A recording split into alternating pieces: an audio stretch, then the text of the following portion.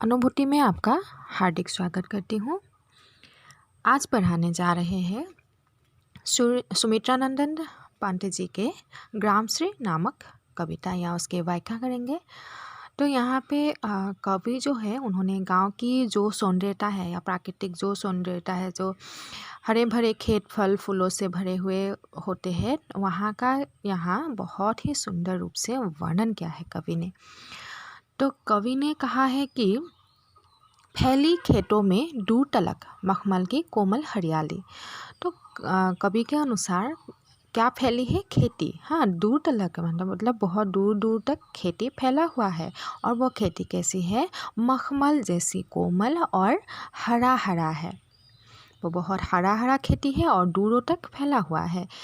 लिपटी जिससे रवि की किरणें और चांदनी की सी उजली जाली। और उस खेत में यानी कि जहाँ हरियाली खेत है वहाँ सूरज का किरण यानी कि जैसे कि सुबह जो भी किरण आते हैं तो वो किरण क्या होते हैं, उस खेत में छा जाते हैं। और उसकी जैसे सुबह की जो उसकी बूंदे होते हैं वो भी वहाँ पे गिर जाते हैं, तो सूरज की किरण गिरते ही वो चमकने लगते हैं चांदनी के जैसे। तो वो दृश्य जो है वो बहुत ही सुंदर होते हैं।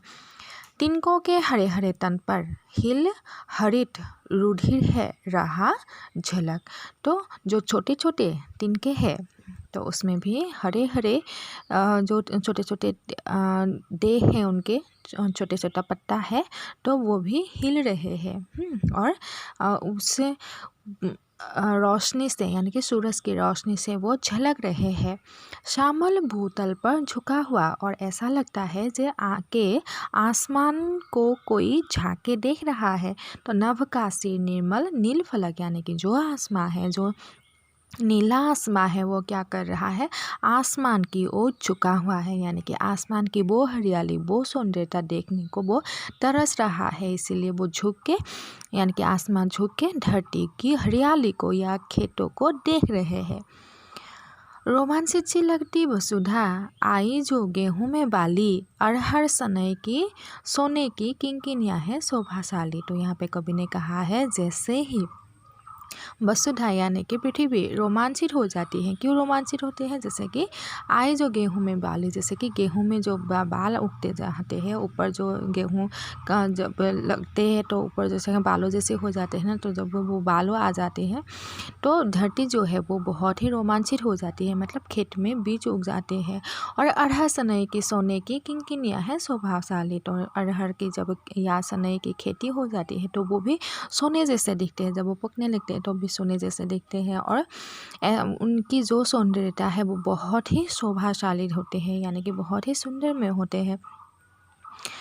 उड़ती भीनी तैलाक्ट गंध फूली सरसों पीली पीली। तो जैसे ही सरसों के फूल खिलने लगते हैं तो उस फूल से तेल जैसे कि खुशबू चारों तरफ फैल जाती है, उड़ जाती है, वो गंध हर तरफ फैल जाती है, वो पीली खुशबू तैलाक्ट खुशबू हर तरफ छा जाती है।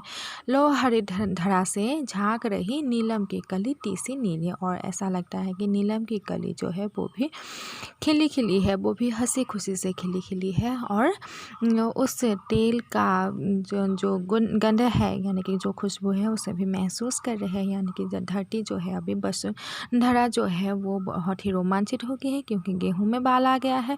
और हर सनई के खेत जो है उसमें भी सोने जैसे वर्ण आ गया है यानी कि वो भी फूलने लगे हैं, खिलने लगे हैं। और उस सरसों जो है वो भी खिलने लगी है और वहाँ से सुगंध आने लगे हैं। और नीलम की कली जो है वो भी बहुत ही सुंदर दिख रहे हैं। रंग रंग के फूलों में झिलमिल हंस रही सखिया मटर खड़ी। मखमली पेटियों सी लटकी छिमिया छिपाए बीजे लड़ी। तो यहाँ पे क्या कहा गया? रंग बिरंगे फूल जो है वो झिलमिला रहे हैं, चारों तरफ रंग बिरंगे फूल खिल रहे हैं और जो फूल है वो हंस रहे हैं। और जो उस फूल की सखी क्या है? मटर का खेत है यानी कि मटर जब फूलते हैं तो वो भी फूलों के जैसे ही झिलमिला होते हैं। तो वो दृश्य जो होते हैं वो रंग बिरंगे होते हैं, बहुत ज़्यादा सुंदर लगते हैं। और मखमली पेटियों से लपटी चिमिया चिपाए बीज गई। और ऐसा लगता है पत्ते के बीज यानी कि छिलके के बीच वो बीज जो है वो छिपा हुआ होता है। ऐसा लगता है कि वो चरमाई हुई अंदर वो छिपी हुई है। फिरती है रंग रंग की तितली, रंग रंग के फूलों पर सुंदर। और उस फूलों पर तितलियाँ जो है वो मंडराती रहती है। वो बहुत ही सुंदर तितली होते हैं और सुंदर सुंदर फूलों में वो सुंदर तितली बहुत ही सुंदर रूप से घूमती रही है। फूले फिरते हैं फूल स्वयं उड़ उड़ बिट्टों से बिट्टों पर। और हर एक फूल पर जो तितली होती है वो घूम घूम कर बिट्टाकार जैसे गोलाकार जैसे वो घूम घूम कर उस फूल का आनंद ले रही है। यानी कि जो फूल जहाँ खिल रहे हैं वो दृश्य जो है वो बहुत ही झिलमिला होती है। और साथ ही साथ मटर के फूल भी खिलने लगते हैं। वो दृश्य बहुत ही सुहावनी है। और ऐसा लगता है जो खेती में बीज उगते हैं वो अपने आप को छिपाए रखी है लाश बस। और उस रंग बिरंग के फूल में तितलियाँ आ जाते हैं उसके रस को चूसने के लिए। और वो बिट्टाकार यानी कि गोलाकार रूप से उस फूलों पे मंडराते रहते हैं। अब रजत स्वर्ण मंजरियों से लट गए आम्र तरु की डाली, झर रहे ढाक पीपल के डल, हो उठी कोकिला मतवाले। जब सूर्य का यानी कि रजत यानी कि सूर्य का किरण जो है मंजरियों पर यानी कि जैसे कि आम या अन्य बीजों पर पड़ जाते हैं, अन्य फलों पर पड़ जाते हैं तो डाल जो है वो स्वर्णमय हो जाते हैं। यानी कि डाल फलों से जब लग जाते हैं तो यहाँ आम जैसे फल जब पक जाते हैं तो डाली जो है तरू यानी कि पेड़ के डाली जो है वो उस फल से भर जाते हैं और हमेशा स्वर्णमय हो जाते हैं, स्वर्ण रंग के हो जाते हैं। और झड़ रहे ढाक पीपल के डल, होठी कोकिला मतवाले। और उसी समय पीपल के जो भी पेड़ है वो या जो भी फूल है वो भी खिलने लगते हैं और वो भी बहुत ज़्यादा सुंदर लगने लगते हैं। और उसी समय कोकिला जो होती है वो मतवाली हो जाती है और वो अपने आवाज़ को वो रोक नहीं पाती है। महके कटहल मुकुलित जामुन, जंगल में झरबेरी झूली। और उसी समय कटहल लगने लगते हैं, जामुन और जंगल के बेर जो है वो भी लगने लगते हैं। फूले आरू नीम डालिम, आलू गोभी बैंगन मूली। तो साथ ही साथ जो सब्जी है जैसे कि आलू, नींबू, दालिम, गोभी, बैंगन, मूली आदि भी साथ ही साथ खिलने लगते हैं या उसमें भी फल आ जाते हैं। यानी कि जैसे ही सूरज का गिरना आम्र पर या जैसे कि अन्य फलों पर गिर जाते हैं वो स्वर्णमय जैसे हो जाते हैं। और उसी समय पीपल के पेड़ में ही कोकिला जो है वो भी मंडराने लगती है और मतवाली हो जाती है। और उसी समय फल जैसे कि कटहल, जामुन, बेरा आदि पेड़ों में झूलने लगते हैं, डालों में झूलने लगते हैं। और खेती जैसे कि आलू, नीम, दालिम, गोभी, बैंगन आदि भी खेती आदि की खेती भी हो जाती है। और पीले मीठे अमरूदों में अब लाल लाल चींटियाँ पड़ी, पक गए सुनहले मधुर बेर, आंवली से तरू की डाली चढ़ी। तो फिर कवि ने लिखा है कि जब अमरूद पक जाते हैं तो वो पीले पीले हो जाते हैं और उसी समय लाल लाल चींटियाँ उसको खाने के लिए आ जाते हैं। और पक गए सुनहले मधुर बेर, और जब बेर पक जाते हैं तो आंवली से तरू की डाल चढ़ी। यानी कि डाल जो है जब भर भर के बेर जो है लग जाते हैं और वो भी सुनहरे हो जाते हैं। और लह लह पालक, मह मह धनिया, लौकी और सेमफली फली, मधुमती टमाटर हुए लाल, मिर्चियों की बड़ी हरी थैली। तो यहाँ पे कवि ने कहा है फलों के साथ ही साथ जो पालक है, धनिया है, लौकी है आदि भी पैरों में लग जाते हैं। और टमाटर जो है वो मखमली यानी कि कोमल जैसे लाल हो जाती है। और जो मिर्ची है उसका जो भी पौधा है वो भी भरपूर हो जाते हैं यानी कि मिर्ची से लग जाते हैं। तो यहाँ पे जो भी अमरूद है वो भी पक जाते हैं और उसे खाने के लिए छोटी छोटी जो भी चींटियाँ है वो आ जाते हैं। और जब बेर पक जाते हैं तो डाली भर जाते हैं और उसी समय पालक, धनिया और फूल आदि लग जाते हैं और टमाटर भी पैरों में लग जाते हैं और हरी मिर्ची या लाल मिर्ची भी लग जाती है।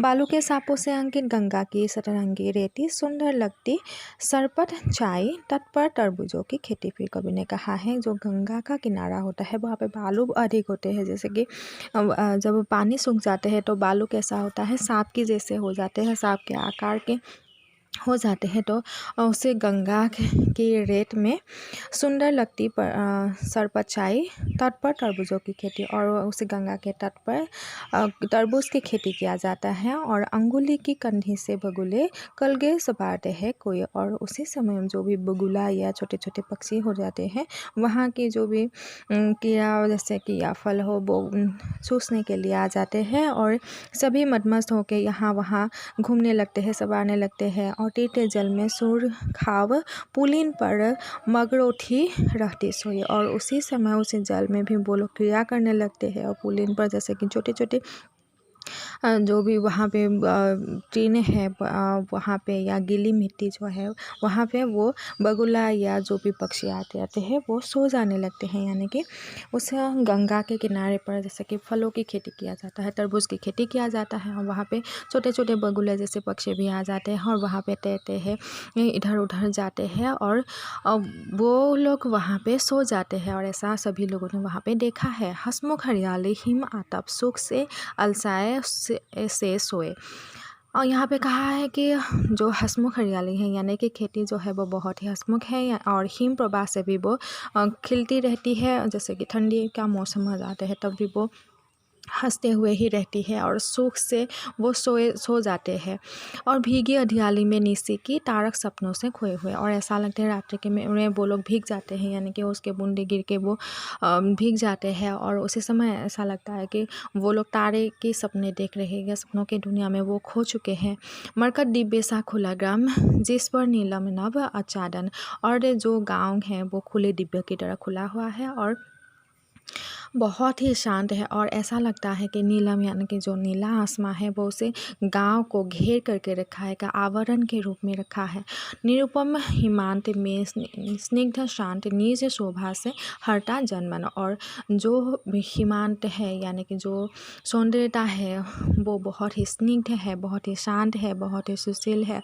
और ऐसे सौंदर्यता केवल प्रकृति में ही समाये हुए होते हैं, यानी कि निज यानी कि प्रकृति का खुद प्रकृति जो है वो खुद ही बहुत ही ज़्यादा सुंदर है, इसीलिए जो लोग हैं वो उस प्रकृति को, शांत प्रकृति को बहुत ही पसंद करते हैं।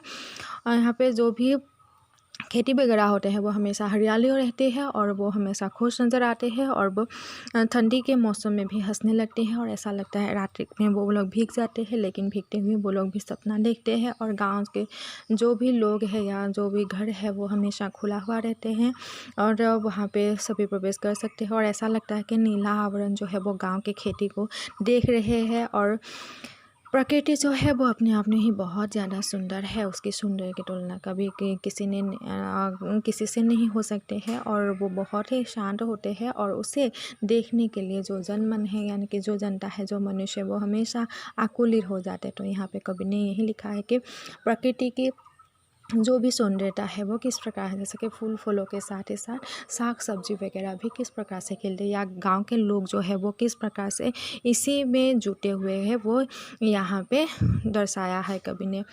और आपको ये वीडियो अगर अच्छा लगे या कविता समझ में आए तो आप लोग कमेंट कीजिए, या और कुछ टॉपिक हो तो आप बता सकते हैं। धन्यवाद।